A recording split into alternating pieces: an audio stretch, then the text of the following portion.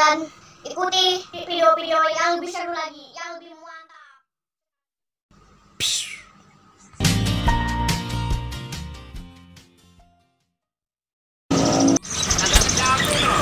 Halo sahabat Nopal, assalamualaikum warahmatullahi wabarakatuh. Selamat berjumpa kembali dan selamat datang di sahabat Nopal. Dan untuk kali ini saya mau berbagi sedikit tentang cara memilih burung perkutut di ombyokan yang diprediksi rajin manggung atau rajin bunyi atau gampang manggung atau gampang bunyi. Nah, jadi untuk pertama yaitu langsung saja untuk teman-teman sahabat Nopal, dan khususnya untuk pecinta anggungan atau burung perkutut. Nah, ini cara memilih burung perkutut di ombyokan itu bagaimana supaya rajin manggung. Nah, jadi masih banyak untuk kawan-kawan yang berkomentar di channel sebelah. Banyak yang bertanya juga bagaimana caranya kok saya memilih burung perkutut di ombyokan kok lama nggak bunyi-bunyi atau nggak manggung-manggung, malah banyak yang pada mati. Nah, kan begitu. Jadi untuk pertama ya itu awal dari pertama ngombyok itu udah beberapa kali dikasih saran sedikit. Itu caranya itu carilah yang benar-benar bermental untuk suaranya atau yang berani atau kendel lah, ibaratnya kendel dalam arti berani dalam manggungnya, walaupun ada orang berani manggung. Nah, itu bagaimana caranya? Nah, yang pertama itu saat diombyokan carilah yang sehat, itu udah jelas, yang jantan, terus yang berani manggung di ombyokan atau yang bunyi di ombyokan. Nah, terus bagaimana selanjutnya itu setelah dapat dari ombyokan, kalau sudah dapat itu dikarantina. Nah, bagaimana untuk mengarantina itu sudah beberapa video di istilahnya apa ya, sudah dibahas di video-video yang lalu. Itu untuk mengarantina itu jangan disentuh-sentuh dulu atau jangan diganggu-ganggu dulu burungnya setelah dari ombyokan. Karena apa? Karena supaya tidak stres. Karena burung perkutut kalau setelah dari ombyokan itu biasanya itu stres. Nah, penyebab dari stres atau akibat dari stres, nah itu penyebabnya itu karena sering diganggu atau kaget. Nah, terus akibatnya apa kalau sudah stres? Akibatnya malas manggung dan biasanya itu murung, berak air, mencret, dan tidak terselamatkan. Nah, kan begitu. Itu semuanya itu karena stres. Jadi kalau sudah dikarantina, paling enggak karantina itu 1 minggu biar aman dan dilihat dari kondisi burungnya apakah sudah sehat atau belum. Nah, setelah itu boleh untuk dimandikan atau dijemur. Nah, kalau sudah itu biar bunyi atau biar manggung itu diusahakan itu supaya burungnya itu selaras dulu, selaras sama lingkungannya.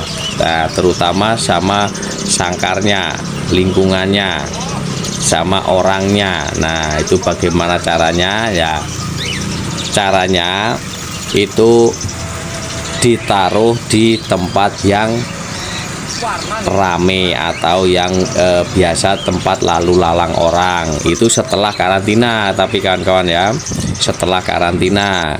Kalau sudah itu sering diajak interaksi. Karena apa? Karena supaya burungnya cepat adaptasi dengan lingkungannya. Karena apa? Karena supaya rajin manggung. Karena manggung itu disebabkan karena burungnya ini sudah nyaman di sangkarnya atau nyaman dengan lingkungannya. Nah, karena yang dimaksudkan di sini itu tadinya burungnya sudah memang mentalnya bagus. Karena burung perkutut yang rajin atau yang gampang manggung itu pengaruh dari karakternya, dan juga untuk penunjangnya itu rawatan. Nah, rawatan itu sebetulnya untuk kedua kalinya setelah yang utama itu memang karakternya memang burungnya itu mentalnya bagus. Kalau sudah dirawat berbulan-bulan bahkan bertahun-tahun tidak manggung, nah itu biasanya memang karakternya susah untuk adaptasi atau memang tidak gampang manggung. Makanya dari itu tadi dari awal itu usahakan yang sudah terlihat manggung di ombyokan atau sudah istilahnya sudah bunyi saat diombyokan. Jadi pas sudah dapat itu tinggal meneruskan dari karakternya. Karena karakternya itu ada yang burung itu gampang bunyi atau yang gampang manggung, dan ada juga karakter yang sulit untuk manggungnya, itu biasanya yang berkaturangkan. Tapi kalau yang anggungan kebanyakan itu pada manggung.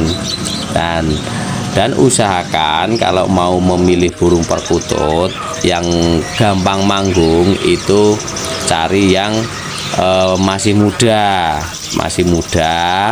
itu, tapi agak lama untuk prosesnya. Tapi walaupun lama, kalau untuk segi bunyinya itu insya Allah cepat daripada yang ngambil perkutut diombyokan yang sudah tua, tapi untuk proses penjinakannya lama atau susah. Kadang malah tidak mau jinak, malah ujung-ujungnya tidak mau manggung. Nah, kan begitu kan kawan. Jadi intinya kalau untuk memilih burung perkutut itu diusahakan carilah yang memang bermental ataukah yang sudah rajin bunyi atau yang sudah mulai berani bunyi saat diombyokan. Nah, itu kunci utamanya. Jadi kalau untuk ciri-ciri fisik, ciri-ciri paruhnya ataukah itu bodinya atau yang lain itu bisa diperhatikan juga. Tapi tetap yang utama itu karakternya. Cari karakternya yang memang gampang manggung. Karena bodi bagus ataukah burungnya itu bagus atau paruhnya itu yang diprediksi suara bagus, tapi kalau karakternya itu lembek atau karakternya penakut ya sama aja, walaupun dirawat juga tetap tidak mau bunyi. Nah, tapi kalau yang karakternya memang bagus ya insya Allah biasanya burungnya itu rajin manggung setelah dikarantina, setelah selaras atau sudah nyaman dengan lingkungannya. Karena burung perkutut itu kalau manggung itu karena sudah nyaman.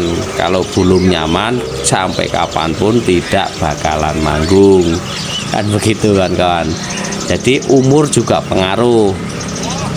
untuk rajin manggung atau enggaknya itu umur juga pengaruh, dan untuk penunjangnya itu rawatan, makanan. Nah, nanti bisa disambung lagi untuk bagaimana rawatannya dan bagaimana tentang racikan tentang makanannya.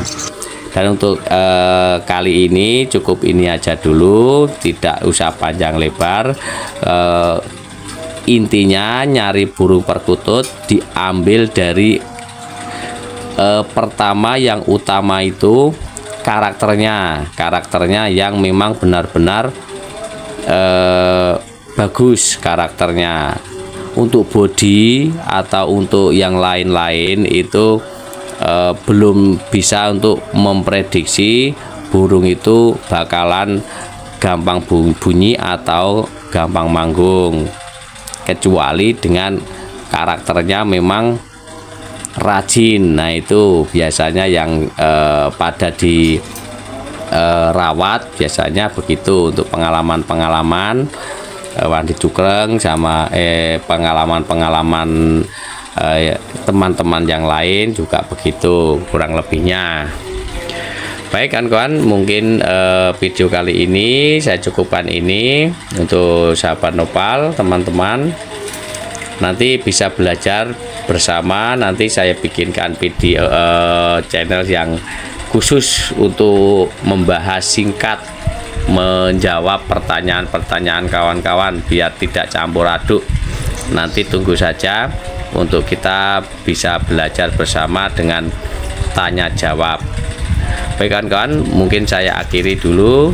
Kalau ada kata-kata kurang berkenan di hati saya mohon maaf. Kalau ada yang mau bersaran kritik silahkan tulis di kolom komentar, atau berpengalaman lain silahkan tulis di kolom komentar. Dan saya akhiri, assalamualaikum warahmatullahi wabarakatuh.